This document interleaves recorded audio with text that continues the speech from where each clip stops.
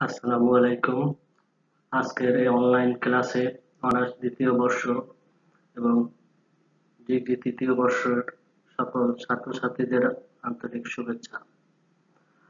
আজকের এই অনলাইন ক্লাসে যে বিষয়ে আজকে আলোচনা করা হবে তা হলো সাধারণ যুক্তিবিদ্যা। আজকের আলোচনার বিষয় হলো মিলের পরীক্ষানাত্মক পদ্ধতি এবং পরীক্ষানাত্মক পদ্ধতির ব্যতিরেকি পদ্ধতি ও যৌথ অন্বয় ব্যতিরেকি পদ্ধতি এ সম্পর্কে আলোচনা করা হবে। এই আলোচনা পূর্বে আমরা আসলে এই যে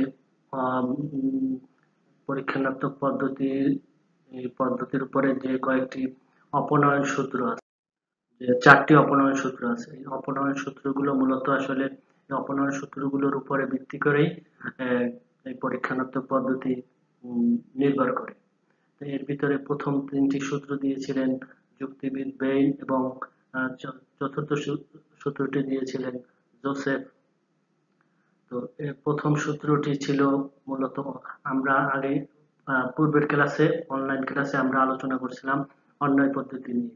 তো প্রথম সূত্র ছিল অন্বয় পদ্ধতির ভিত্তি এবং এই অপনয়ন সূত্রের দ্বিতীয় সূত্র যেটা সেটা হলো ব্যতিরেকি পদ্ধতির ভিত্তি এবং এই ব্যতিরেকি পদ্ধতির ভিত্তি এবং তৃতীয় সূত্রটা হলো সহপরিবর্তন পদ্ধতির ভিত্তি এবং চতুর্থ সূত্রটা পরিশেষ পদ্ধতির ভিত্তি। তো আজকে আমরা তাহলে এই যৌথ যৌথ অন্বয় ব্যতিরেকি পদ্ধতির ভিত্তি হলো প্রথম ও দ্বিতীয় সূত্রর দুইটা যৌথ রূপে। তো আজকে আমরা প্রথমে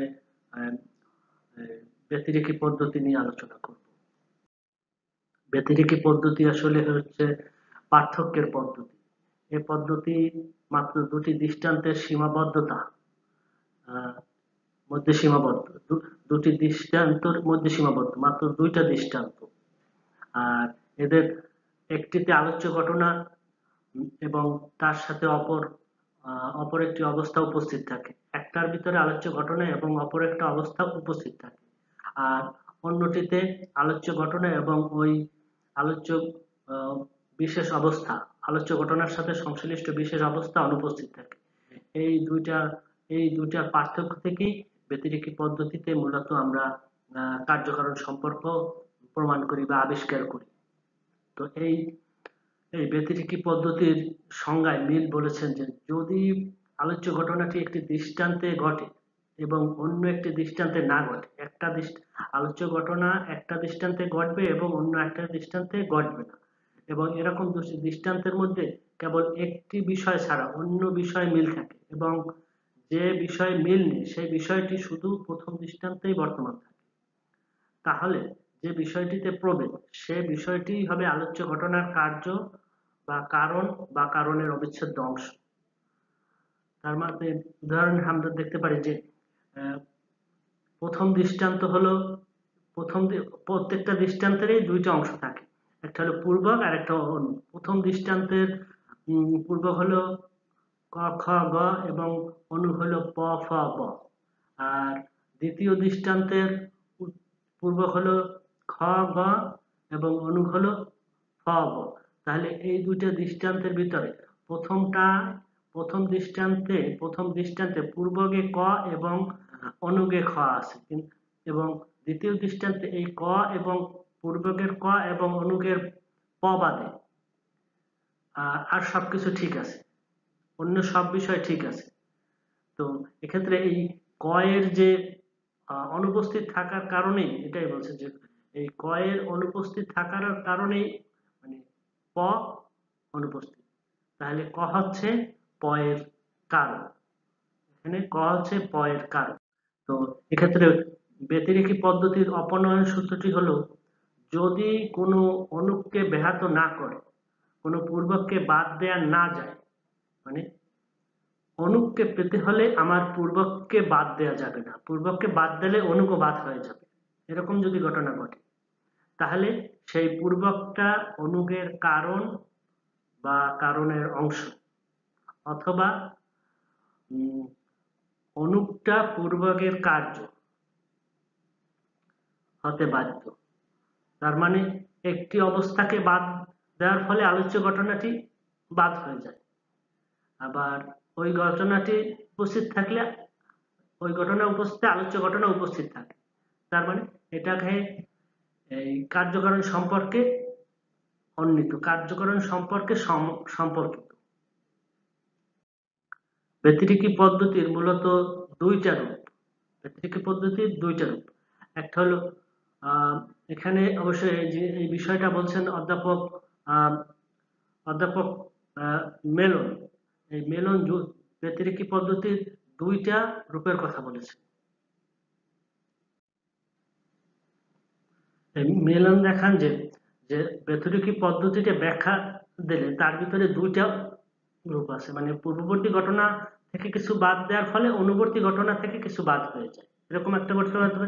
মানে পূর্ববর্তী ঘটনা থেকে কিছু বাদ দেওয়ার ফলে অনুবর্তী ঘটনার থেকে কিছু বাদ হয়ে যায়, অথবা পূর্ববর্তী ঘটনার সাথে কিছু যোগ করার ফলে মানে পরবর্তী বা অনুবর্তী ঘটনার সাথে কিছু যোগ হয়। তাহলে পূর্ববর্তী ঘটনার সাথে কিছু যোগ করার ফলে অনুবর্তী ঘটনায় কিছু যোগ হয়, পূর্ববর্তী ঘটনা থেকে কিছু বাদ দেওয়ার ফলে অনুবর্তী ঘটনায় কিছু বাদ হয়। এরকম দৃষ্টান্ত, যেমন এই প্রথম রূপটা যেমন এই প্রথম রূপটা দেখ আমরা একটা দৃষ্টান্ত দিই, যেমন এখানে প্রথম রূপটা এ খ গ ক বি সি, এখানে প্রথম দৃষ্টান্তে, এবং দ্বিতীয় দৃষ্টান্তে এই পূর্ববর্তী অবস্থা থেকে এ বাদ দেওয়ার ফলে অনুবর্তী অবস্থা থেকে ক বাদ হয়ে গেছে। তাহলে এক্ষেত্রে ক হলো ক এর কারণ। আবার আবার দ্বিতীয় মানে যে রূপটা, সেখানে এই পূর্ববর্তী ঘটনার সাথে কিছু যোগ করার ফলে অনুবর্তী ঘটনায় কিছু যোগ হয়। যেমন এখানে দ্বিতীয় রূপের ক্ষেত্রে উদাহরণ আমরা দেখতে পারি যে প্রথম দৃষ্টান্তে খ গ ছিল পূর্ববর্তী এবং অনুবর্তী ছিল বি ডি। তো দ্বিতীয় দৃষ্টান্তে প্রথম দৃষ্টান্তের সাথে তুলনামূলক করলে এ প্রথম দৃষ্টান্তে যোগ করার ফলে অনুবর্তী দ্বিতীয় দৃষ্টান্তে এ যোগ করছি, তো দ্বিতীয় দৃষ্টান্তে অনুবর্তী ঘটনায় খ এক্ষেত্রে যুক্ত হয়েছে। তা এক্ষেত্রেও এই এ হলো কয়ের কারণ, এ হলো কয়ের কারণ। ব্যতিরেকি উদাহরণে আমরা একটা দৃষ্টান্ত হিসেবে ব্যবহার করতে পারি। যেমন উদাহরণ দিতে পারি যে মস্তিষ্কের একটা অংশ অপসারণ করার ফলে যদি একটা মানে মস্তিষ্কের যে বিভিন্ন অংশ থাকে, যে পশ্চাদাংশ, মধ্য অংশ, নিম্ন অংশ, তারপরে সম্মুখ অংশ, এর ভিতরে একটা অংশ অপসারণ করার ফলে যদি আমার বাঁ হাত অবশয় করে, এটা একটা ব্যতিরেকি পদ্ধতির উদাহরণ। মানে এখানে এভাবে যে দুটি পরীক্ষা, মানে এখানে একটা সদর্থক আর একটা নৈর্থক দৃষ্টান্তের অভিজ্ঞতা থাকতে হবে। সদর্থক বা নৈর্থক দৃষ্টান্ত এখানে যে মস্তিষ্কের অংশবিশেষ অপসারণ করলাম, ফলে ডান হাতের কর্মক্ষমতা বা উপলব্ধি অনুপস্থিত হয়ে গেল বা কর্মক্ষমতা বিলুপ্ত হয়ে গেল। আবার সদর্থক দৃষ্টান্ত এখানে যে মস্তিষ্কের ওই অংশ অপসারণ না করার ফলে ডান হাতের যে কর্মক্ষমতা সেটা উপস্থিত থাকে। তো এই মস্তিষ্কের একটা অংশ অপসারণ করার ফলে অনুপস্থিত থাকে, মানে এটা নৈর্থক দৃষ্টান্ত। আবার সদর্থক দৃষ্টান্ত উপস্থিত থাকার ফলে মস্তিষ্কের ওই নির্দিষ্ট অংশ উপস্থিত থাকার ফলে আমার ডান হাতের কর্মক্ষমতা থাকে। তো এখানে এই দুইটা দৃষ্টান্তই সদর্থক আর নৈর্থক দৃষ্টান্তের প্রেক্ষিতে এটা বোঝা যাচ্ছে যে এই একটা বিষয়ে অমিল অবস্থা হিসেবে মস্তিষ্কের বিশেষ অংশের অপসারণ এবং ডান হাতের অবসায় যাওয়া, এই দুটি ঘটনার মধ্যে কার্যকারণ সম্পর্ক রয়েছে। তো এর মাধ্যমে এই দৃষ্টান্তের মাধ্যমে বোঝা যায় মস্তিষ্কের যে কার্যকারণ সম্পর্ক। আর একটা উদাহরণ দেওয়া যেতে পারে যে একটা বায়ুপূর্ণ পাত্রে ঘন্টা বাজলে শব্দ শোনা যায়, কিন্তু বায়ু শূন্য পাত্রে ঘন্টা বাজালে শব্দ শোনা যায়। তো এক্ষেত্রে দুইটা দৃষ্টান্ত আছে, একটা সদর্থক একটা নৈর্থক। সদর্থক দৃষ্টান্ত এটা যে বায়ুপূর্ণ পাত্রে শব্দ বা ঘন্টা বাজলে আমরা শব্দ শুনতে পাই। তো এক্ষেত্রে বায়ুর উপস্থিত থাকে, শব্দের উপস্থিত থাকে। আবার বায়ু শূন্য পাত্রে বায়ুর শূন্য পাত্রে শব্দ ঘন্টা বাজলে আমরা শব্দ শুনি না। এক্ষেত্রে বায়ু অনুপস্থিত থাকে এবং ঘন্টার শব্দ অনুপস্থিত থাকে। তো এই সদর্থক বায়ু বায়ুপূর্ণ শব্দ শোনা, নৈর্থক বায়ু উপস্থিত না থাকা এবং শব্দ না শোনা, এই দুইটার মিলের দিক থেকে আমরা কার্যকারণ সম্পর্ক স্থাপন করতে পারি যে বায়ুর উপস্থিতি হলো ঘন্টার শব্দ বা ঘন্টার শব্দ শোনার কারণ। ঘন্টার শব্দ শোনার কারণ। তো এ পর্যায়ে আমরা ব্যতিরেকি পদ্ধতির প্রকৃতি কি, ব্যতিরেকি পদ্ধতির প্রকৃতি নিয়ে আলোচনা করব। তো আমরা যে সংজ্ঞা দেখলাম, উদাহরণ দেখলাম, তাতে কিন্তু আসলে দুইটা, মানে তাতে আমরা এ থেকে যে বিষয়টা আলোচনা করছি সেটা কিন্তু আসলে স্পষ্ট হয়ে গেছে যে এক্ষেত্রে আমাদের এক্ষেত্রে দুইটা বিষয়, দুইটা দৃষ্টান্ত থাকে, দুইটা দৃষ্টান্ত থাকে এবং দুইটার বেশিও দরকার নেই, দুইটার কম হলেও হবে না, কেবল মাত্র দুইটা দৃষ্টান্ত থাকে। এবং দুইটা দৃষ্টান্ত কি, একটা সদর্থক দৃষ্টান্ত আর একটা হলো নৈর্থক দৃষ্টান্ত। সদর্থক দৃষ্টান্তে আলোচ্য ঘটনাটা উপস্থিত থাকবে, নৈর্থক দৃষ্টান্তে আলোচ্য ঘটনাটা সবসময় অনুপস্থিত থাকবে।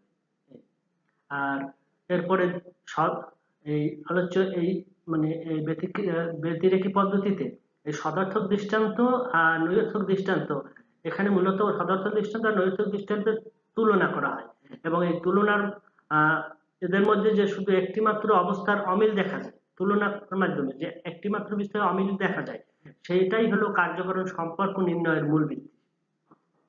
আর এবং এই দৃষ্টান্ত দুইটার ভিতরে যেটা আলোচ্য ঘটনা উপস্থিত থাকবে, একটা ঘটনা উপস্থিত থাকবে, সেক্ষেত্রে ওই ওই আলোচ্য ঘটনার দৃষ্টান্ত দুইটার ভিতরে আলোচ্য ঘটনার উপস্থিত থাকা আর অনুপস্থিত থাকা, এই দুইটা পার্থক্য বাদে অন্যান্য সকল বিষয় অপরিবর্তিত থাকবে, অন্যান্য সকল বিষয় বা অন্যান্য সকল অবস্থা অপরিবর্তিত থাকবে, এর কোনো পার্থক্য হবে না এখানে, ঠিক আছে, এবং এই সবগুলো নিয়ন্ত্রিত থাকবে। আর ব্যতিরেকি পদ্ধতি মূলত একটা পরীক্ষণের পদ্ধতি। এখানে প্রথম তিনটি যে এই মানে বৈশিষ্ট্য, প্রকৃতির যে প্রকৃতিগত যে বৈশিষ্ট্য বা শর্তের কথা বলছি আমরা, সেগুলো কিন্তু আসলে এই পরীক্ষণ পদ্ধতি না হলে এগুলো করা সম্ভব না। এগুলো একটা নিয়ন্ত্রিত পরিবেশেই হলে আমরা এই কেবল দুইটা দৃষ্টান্ত নিতে পারি অথবা তুলনা করতে পারি, আবার অন্যান্য অবস্থা অপরিবর্তিত রাখতে পারি। এগুলো কিন্তু প্রাকৃতিক পরিবেশে এটা করা সম্ভব না, ব্যতিরেকি পদ্ধতি করা সম্ভব না, তাহলে অনুপপত্তির সৃষ্টি হয়। তো ব্যতিরেকি পদ্ধতি পরীক্ষণের উপর নির্ভরশীল হয়, এই পরীক্ষার উপর নির্ভরশীল এজন্য এটা শুধু কারণ থেকে কার্যের দিকে উপনীত হতে পারে, কারণ থেকে কার্যে উপনীত হতে পারে, মানে কারণ থেকে কার্যে উপনীত হবে, মানে কারণ থেকে কার্যে উপনীত হয়, মানে কার্যকারণ সম্পর্ক আবিষ্কার করতে পারে। তবে মিল এটা স্বীকার করে না, তিনি কার্য থেকে কারণ এবং কারণ থেকে কার্য উভয় দিকে যাওয়া সম্ভব বলে তিনি মনে করেন, কিন্তু আসলে এখানে এটা সমস্যা হয়ে যায় যে যদি আমরা কার্য থেকে কারণের দিকে যাই তাহলে অনেক সময় অনুপপত্তির সৃষ্টি হয়। তো এই পদ্ধতিতে যেহেতু অমিলের একাকিত্বের ভিত্তির উপর প্রতিষ্ঠিত, সেজন্য যুক্তিবিদ মেলান এবং যুক্তিবিদ কফি একে একক অমিল পদ্ধতি বলে অভিহিত করেছেন।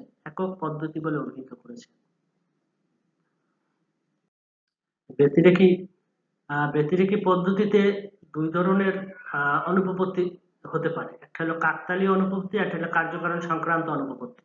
তো মূলত ব্যতিরেকি পদ্ধতিটা যদি নিরীক্ষণের উপর প্রতিষ্ঠিত হয় তাহলে এই ধরনের কাকতালীয় অনুপপত্তি হতে পারে। আমি আগেই বলছি যে ব্যতিরেকি পদ্ধতিটা মূলত পরীক্ষণের পদ্ধতি, তাই এটা যদি নিরীক্ষণের উপর প্রতিষ্ঠিত হয় তাহলে এই অনুপপত্তিটা হতে পারে। যেমন আকাশে ধূমকেতু দেখা গেল এবং এরপরেই দেশের রাজা মারা গেল, তাহলে এ থেকে আমরা যদি বলি যে আকাশে এই ধূমকেতু দেখা যাওয়ার কারণে হলো রাজার মৃত্যু, এই যুক্তিটা কিন্তু নিরীক্ষণের মাধ্যমে প্রণীত। এজন্য এখানে এই সদর্থক এবং নৈর্থক দৃষ্টান্ত, একটি সদর্থক দৃষ্টান্ত একটি নৈর্থক দৃষ্টান্ত উল্লেখ আছে, কিন্তু যুক্তি অনুসারে আকাশে যখন ধূমকেতু অনুপস্থিত ছিল তখন রাজার মৃত্যু অনুপস্থিত ছিল, মানে এই যুক্তিটা এখানে সদর্থক আছে, নৈর্থক আছে। আবার যখন আকাশে ধূমকেতু উপস্থিত হলো তখন রাজার মৃত্যু উপস্থিত হলো। তো এই থেকে সিদ্ধান্ত নিয়েছে যে ধূমকেতু উদয় রাজার মৃত্যুর কারণ, কিন্তু প্রকৃতপক্ষে ধূমকেতু উদয়ের সাথে রাজার মৃত্যুর কোনো কার্যকারণ সম্পর্ক নেই। তো এই যুক্তিতে মূলত কাকতালীয় অনুপপত্তি হয়েছে। আবার যদি কার্যকারণ সংক্রান্ত অনুপপত্তি হয়, যদি ব্যতিরেকি পদ্ধতির ভ্রান্ত প্রয়োগের কারণে এই কার্যকারণ সংক্রান্ত অনুপপত্তি হয়। মানে আমরা জানি কারণ হচ্ছে কয়েকটি শর্তের সমষ্টি, এক বা একাধিক শর্তের সমষ্টি। তো একটি মাত্র, আমি যদি এই নিরীক্ষণের মধ্যে আমরা যদি দেখি যে একটা মাত্র শর্তকে যদি আমরা সমগ্র কারণ বলে মনে করি, তাহলে সেটা কিন্তু ভ্রান্ত হবে। যেমন এই পদ্ধতির সাহায্যে অনেক সময় আমরা একটা মাত্র শর্তকে কারণ বলে মনে করি, কারণ বলে যেমন যে যেমন এই যে লবণ দিয়ে তরকারি পাক করা, যদি লবণ দিলে তরকারিতে স্বাদ হয়, আবার লবণ না দিলে স্বাদ হয় না, তাহলে লবণই হলো তরকারির স্বাদের কারণ। কিন্তু আসলে তাই না, লবণ একটা মাত্র শর্ত।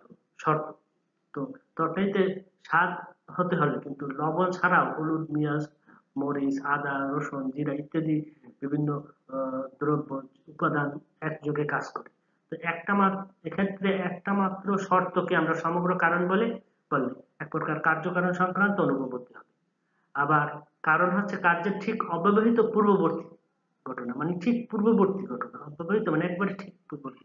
কোনো দূরবর্তী শর্তকে আমরা কারণ বললে চলবে না, মানে যদি কারণ বলি সেক্ষেত্রেও অনুপপত্তির সৃষ্টি হয়। তো যেমন নেপোলিয়নের রাশিয়া অভিযানকে তার পতনের কারণ বলে মনে করা হলে কিন্তু এরকম অনুপপত্তির সৃষ্টি হয়। কেননা রাশিয়া আক্রমণের ফলে নেপোলিয়নের সেনাবাহিনী সরাসরি পরাজিত হয় না, যুদ্ধের ক্ষয়ক্ষতির ফলে অর্থনীতি ধ্বংসপ্রাপ্ত হয় এবং দেশের রাজনৈতিক অস্থিরতা, সংকট দেখা দেয়, এবং এই সবকিছুর শেষে এক প্রচন্ড গণবিক্ষোভের ফলে অর্থনীতি, মানে গণবিক্ষোভের ফলে তার পতন হয়। আর এ কারণে রাশিয়া অভিযান নেপোলিয়নের পতনের একটা দূরবর্তী শর্ত, প্রত্যক্ষ কোনো কারণ না। এই শর্তটা এই শর্তটা শর্ত ঘটার পর আরো অনেক, কিন্তু এই শর্তর পরেও কিন্তু আরো অনেক ঘটনা আছে, আরো অনেক শর্ত আছে। কিন্তু আমরা এটাকে যদি মনে করি যে রাশিয়া অভিযান নেপোলিয়নের পতনের কারণ, তাহলে এটা কিন্তু ভুল হবে, এটা কার্যকারণ সংক্রান্ত অনুপপত্তি হবে। তো এভাবে এই ব্যতিরেকি পদ্ধতিতে এই কি বলে নিরীক্ষণের মাধ্যমে যদি হয়, প্রতিষ্ঠিত হয়, অথবা যদি ভ্রান্ত প্রয়োগ হয়, তাহলে এই দুই ধরনের অনুপপত্তি ঘটে।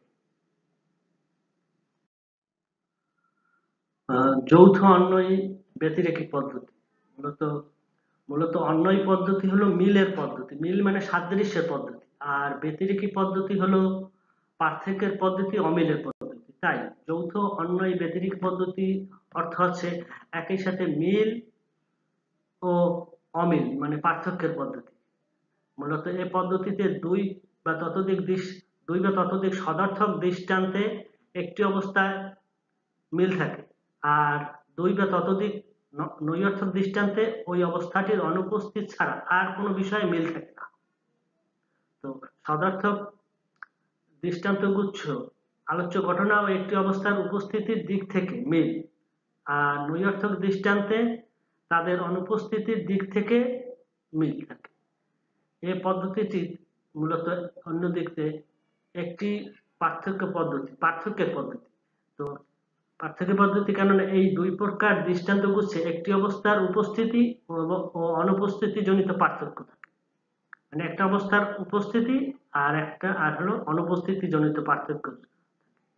তো এই যৌথ অন্বয়ী ব্যতিরেকি পদ্ধতিকে মিল এভাবে বলেছেন যে আলোচ্য ঘটনাটি ঘটে এরূপ দুই বা ততোধিক দৃষ্টান্তে যদি একটি অবস্থার মিল থাকে, এবং আলোচ্য ঘটনাটি ঘটে না এরূপ দুই বা ততোধিক দৃষ্টান্তে যদি উক্ত অবস্থাটির অনুপস্থিত ছাড়া আর কোনো কিছুতেই মিল না থাকে, তাহলে যে অবস্থাটিতে দুই দৃষ্টান্ত গুচ্ছের মধ্যে পড়বে, সেই অবস্থাটি হবে আলোচ্য ঘটনার কার্য বা কারণের অবিচ্ছেদ্য অংশ। তো আমরা এই যে প্রতীক উদাহরণে দেখতে পাই যে প্রথম সদর্থক দৃষ্টান্ত,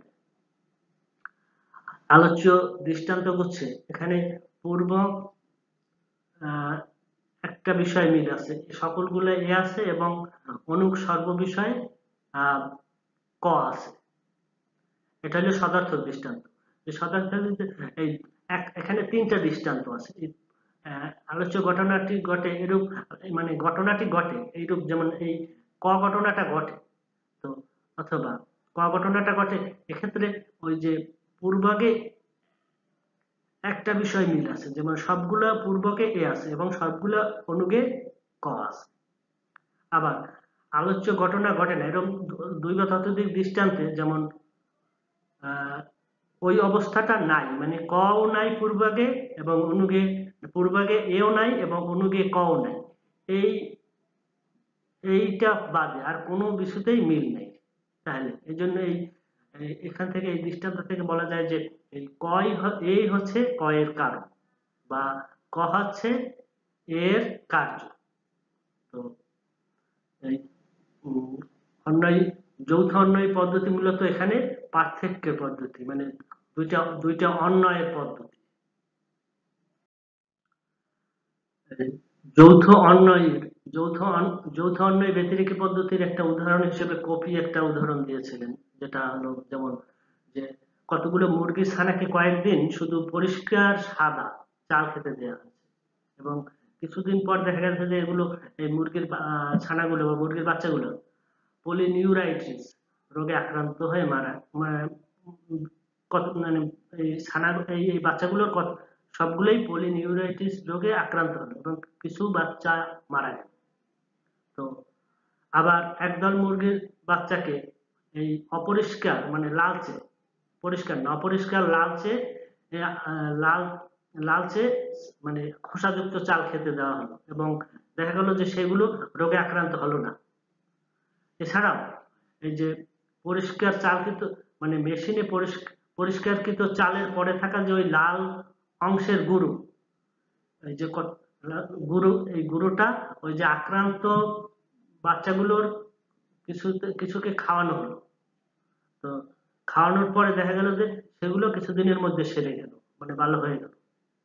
তো এ থেকে সিদ্ধান্ত নিল যে চালের যে অংশে খাদ্য প্রাণ রয়েছে, মানে ওই যে লাল যে অংশটা, সেটার অভাবেই হলো পলিনিউরাইটিস রোগের কারণ। এটা হলো কপির উদাহরণ।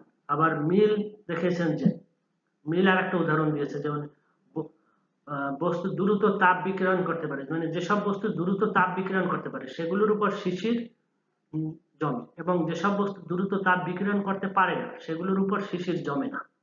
সুতরাং মানে যেগুলো দ্রুত তাপ বিকিরণ করতে পারে সেগুলোর উপর শিশির জমে, আর যেগুলো দ্রুত তাপ বিকিরণ করতে পারে না সেগুলোর উপর শিশির জমে না। মানে এটা সদার্থক নৈর্থক দুই ধরনের দৃষ্টান্তই রয়েছে।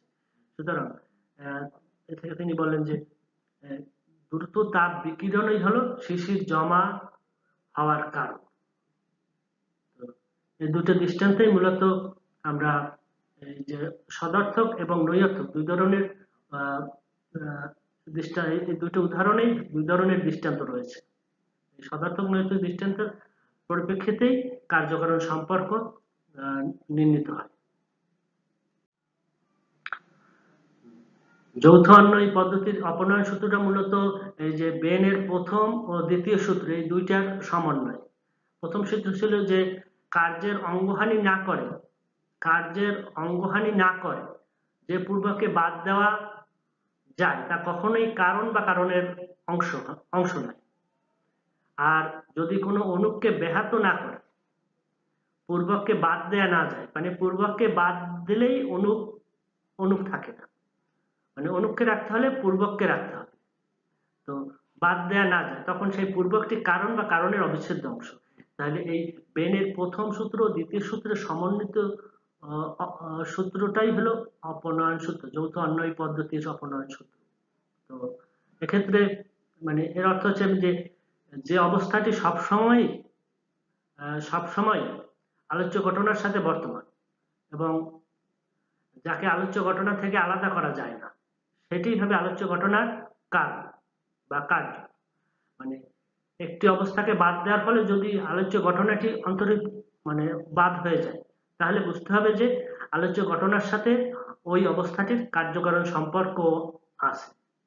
তো এটাই হলো এই যৌথ অন্বয় ব্যতিরেকি পদ্ধতির অপনয়ন সূত্র। যৌথ অন্বয়ী ব্যতিরেকী পদ্ধতি আসলে মূলত একটা এখানে দ্বিবিধ পদ্ধতির প্রয়োগ, মানে একটা হলো অন্বয়ী পদ্ধতি আর একটা হলো ব্যতিরেকী পদ্ধতি, এই দুইটার প্রয়োগ।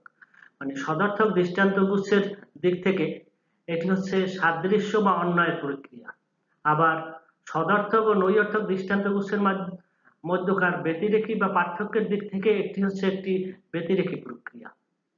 তবে এই পদ্ধতিকে মানে এরূপ নামকরণ করার জন্য কোনো ক্রমেই এইটাকে কিন্তু ব্যতিরেকী পদ্ধতির সাথে মিলিয়ে ফেলা যাবে না। মানে এখানে মিল এটাকে আবার পরোক্ষ ব্যতিরেকী পদ্ধতি হিসেবে অভিহিত করছে। মানে এখানে মূলত কফি মিলান এই পদ্ধতিটিকে দ্বৈত অন্বয়ী পদ্ধতি বা অন্বয়ী দ্বৈত পদ্ধতি হিসেবেও অভিহিত করেছে। তিনি বলেন যে মানে তারা বলছেন যে এখানে এই পদ্ধতির সদর্থক দৃষ্টান্ত গুচ্ছে রয়েছে একটি পূর্ববর্তী ও একটি অনুবর্তী ঘটনার উপস্থিতির অন্বয়। মানে সদর্থক দৃষ্টান্তে রয়েছে সদর্থক দৃষ্টান্তের গুচ্ছে রয়েছে একটি পূর্ববর্তী আর একটা অনুবর্তী ঘটনার উপস্থিতির মানে উপস্থিতির অন্বয়।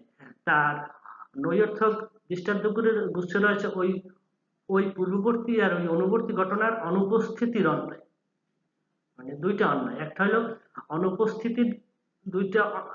অনুপস্থিতির দিক থেকে একটা মিল আর উপস্থিতির দিক থেকে একটা মিল। মানে সদর্থক দৃষ্টান্তে নির্দিষ্ট অনুবর্তী ঘটনা এবং পূর্ববর্তী ঘটনা এইটার এই উপস্থিতি রয়েছে, এইটা হলো একটা মিল। আবার নৈর্থক দৃষ্টান্তে দৃষ্টান্ত একাধিক, যেহেতু দৃষ্টান্ত সেজন্য এখানে এটা দৃষ্টান্ত গুচ্ছ। ওই আলোচ্য পূর্বকটি এবং আলোচ্য অনুক্তি অনুপস্থিত, এইটা একটা মিল। তো এই জন্য এটাকে মূলত যৌথ অন্বয় ব্যতিরেকী পদ্ধতি, মানে এরূপ দ্বিবিধ অন্বয়ের প্রেক্ষিতে যৌথ অন্বয় পদ্ধতিটাকে মূলত তারা অন্বয়ের উপস্থিতি আর অনুপস্থিতির পদ্ধতি বলে অভিহিত করেছে। তো এছাড়াও এটা মূলত নিরীক্ষণের পদ্ধতি। যৌথ অন্বয় পদ্ধতি বলছে যে যৌথ অন্বয় পদ্ধতি যেহেতু সদর্থক দৃষ্টান্তগুচ্ছ আর নৈর্থক দৃষ্টান্তগুচ্ছ, উভয় ধরনের দৃষ্টান্তগুচ্ছের মধ্যে একটা পার্থক্য সৃষ্টি করে। তো এই উভয়বিধ দৃষ্টান্তগুচ্ছ সংগ্রহ করতে হয় মূলত আসলে নিরীক্ষণের মাধ্যমে। প্রথমত আলোচ্য ঘটনাটি উপস্থিত থাকে এমন কয়েকটি দৃষ্টান্ত সংগ্রহ করতে হয়, মানে ওই দৃষ্টান্তগুলোতে একটি মাত্র অবস্থার দিক থেকে সবার ভিতরে মিল বা অন্যয় লক্ষ্য করা যায়, এগুলোকে সদর্থক দৃষ্টান্তগুচ্ছ বলে। আর দ্বিতীয়ত আলোচ্য ঘটনাটি অনুপস্থিত থাকে এমন কয়েকটি দৃষ্টান্ত সংগ্রহ করতে হয়। সেক্ষেত্রে সদর্থক দৃষ্টান্তের মধ্যে যে একটি মাত্র অবস্থা সবসময় উপস্থিত দেখাচ্ছিল, সেইটাই শুধু এই দৃষ্টান্তগুচ্ছে অনুপস্থিত থাকে। তো এদিক থেকে সদর্থক দৃষ্টান্তগুচ্ছের মধ্যে আলোচ্য ঘটনা ও আনুষঙ্গিক অবস্থাটি উপস্থিত থাকার মিল রয়েছে, আর নৈর্থক দৃষ্টান্তগুচ্ছের মধ্যে আলোচ্য ঘটনা ও আনুষঙ্গিক অবস্থাটির অনুপস্থিত থাকার মিল রয়েছে। তাহলে আলোচ্য ঘটনার যে অবস্থাটি বর্তমান থাকে এবং আলোচ্য ঘটনার অনুপস্থিতিতে যে অবস্থাটি অবর্তমান থাকে, সেটাই হবে আলোচ্য ঘটনার কার্য বা কারণের অবিচ্ছেদ্য অংশ। কাজেই পদ্ধতির দুটি ঘটনার মধ্যে কার্যকারণ সম্পর্ক নির্ণয় করতে হলে প্রথমে দেখতে হবে যে দুটি ঘটনার একটা উপস্থিত থাকলে অন্যটিও উপস্থিত থাকে কিনা, অথবা এবং তারপর একটি অনুপস্থিত থাকলে অন্যটিও অনুপস্থিত থাকে কিনা। মানে দুইটা ঘটনার ভিতরে কার্যকারণ সম্পর্ক আবিষ্কার করতে হলে একটা ঘটনা উপস্থিত থাকলে অন্যটাও উপস্থিত থাকে কিনা, আবার একটা ঘটনা অনুপস্থিত থাকলে অন্যটাও অনুপস্থিত থাকে কিনা। তো এ ধরনের যদি এরকম যৌথ অন্বয় ব্যতিরেকী পদ্ধতি মূলত এই জন্যই একটা পর্যবেক্ষণ পদ্ধতি, আর যেহেতু এটা একটা পর্যবেক্ষণ বা নিরীক্ষণের পদ্ধতি, সেজন্য এই পদ্ধতির মাধ্যমে কার্য থেকে কারণ এবং কারণ থেকে কার্য উভয় দিকেই অগ্রসর হওয়া যায়। এজন্য এই অন্বয় পদ্ধতি যে কার্যকারণ সম্পর্কে ইঙ্গিত দেয়, এই যুক্ত পদ্ধতি তাকেই সুনিশ্চিত করে, মানে অন্বয় পদ্ধতি যা ইঙ্গিত করে এটা তাকে নিশ্চিত করে। অন্বয় পদ্ধতি ছিল সম্ভাব্য, আর যৌথ অন্বয় পদ্ধতি হলো একটা নিশ্চিত কার্যকারণ সম্পর্ক আবিষ্কারের একটা নিশ্চিত পদ্ধতি। তো এটাই হলো যৌথ অন্যায় ব্যতিরেকি পদ্ধতির মূলত প্রকৃতি। তো এরপরে আমরা মূলত যৌথ অন্যায় পদ্ধতির যে কি বলে যৌথ অন্যায় পদ্ধতির অনুপপত্তি আছে সেগুলো নিয়ে আলোচনা করব। যৌথ অন্যায় ব্যতিরেকি পদ্ধতির অনুপপত্তি দুই ধরনের হতে পারে। একটা হলো অনিরীক্ষণ অনুপপত্তি, একটা কার্যকারণ সংক্রান্ত অনুপপত্তি। তো যৌথ অন্যায় পদ্ধতি অনেক সময় গুপ্ত কারণের সম্ভাবনায় বানচাল হয়ে যায়। গুপ্ত সন্দেহ এটা এই কার্যকারণ সম্পর্ক আবিষ্কার সম্ভব হয় না গুপ্ত কারণের মানে যেটা হিডেন কজ সের কারণে।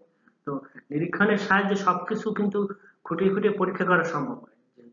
তো কাজেই সদর্থক ও নৈর্থক দৃষ্টান্ত সংগ্রহের সময় কোনো প্রয়োজনীয় বিষয় যদি আমাদের দৃষ্টি এড়িয়ে যেতেই পারে, এবং যদি যায় তাহলে অনিরীক্ষণ অনুপপত্তি দেখা যায়।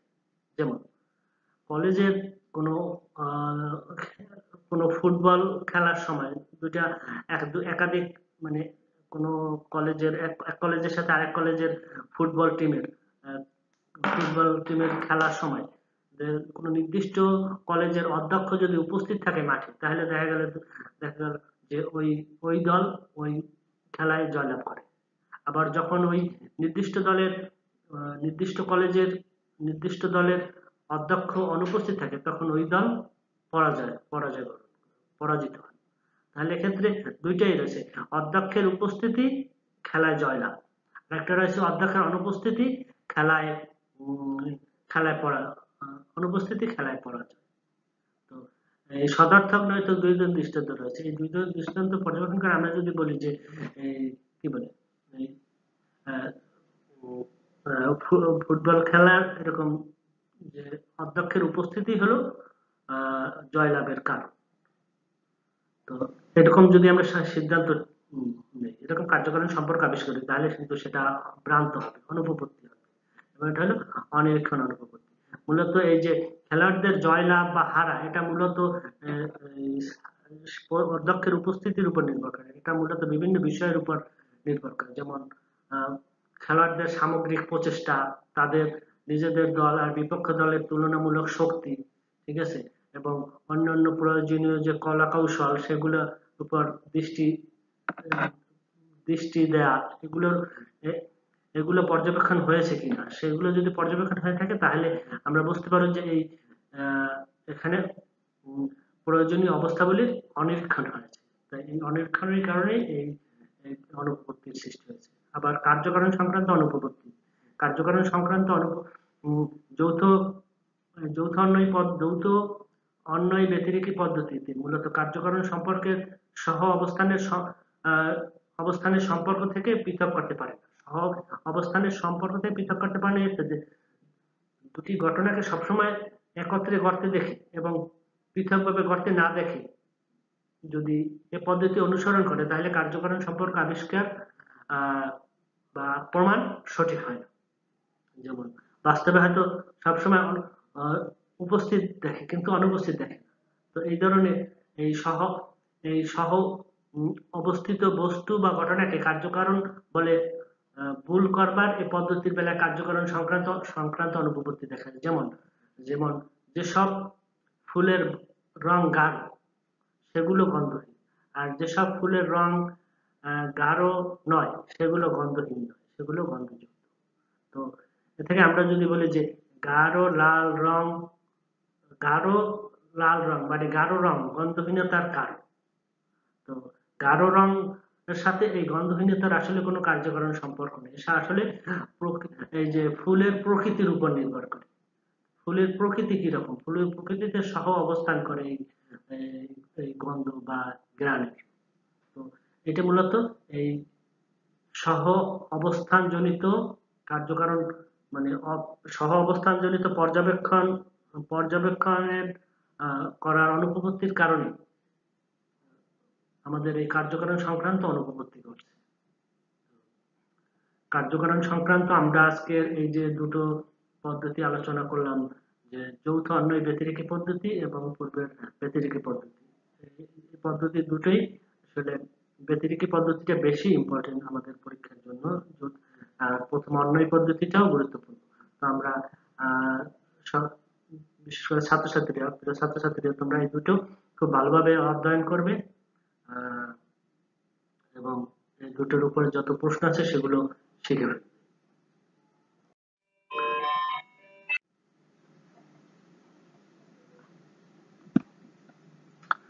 প্রিয় শিক্ষার্থীবৃন্দ, আগামী ক্লাসে আমরা আহ, আর বাকি যে দুটো পদ্ধতি আছে, বিশেষ করে আহ, আহ, স্বপরিবর্তন পদ্ধতি ও পরিশেষ পদ্ধতি, এই দুটি নিয়ে আলোচনা করব।